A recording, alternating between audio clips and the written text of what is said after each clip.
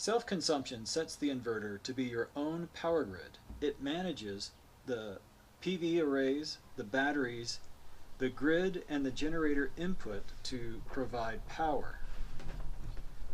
Self-consumption will prioritize loads and, when configured correctly, can also grid feed and grid sell.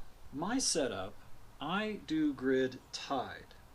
Grid tied means I do pull in power from the grid, and I use that with the inverter to mitigate the demand from my loads. However, I do not grid feed, which is I keep the inverter configured to ensure that it does not feed back electricity to the grid.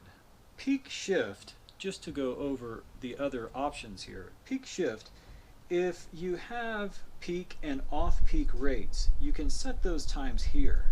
For instance, you could charge your batteries in the off-peak times at the low rate and use the batteries during your peak times, which would be a higher rate.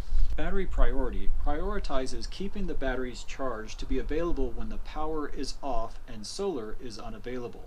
If the batteries are 100%, they will power the loads. Make sure backup enabled is selected to ensure if the power is off that the inverter will use the batteries to power your loads.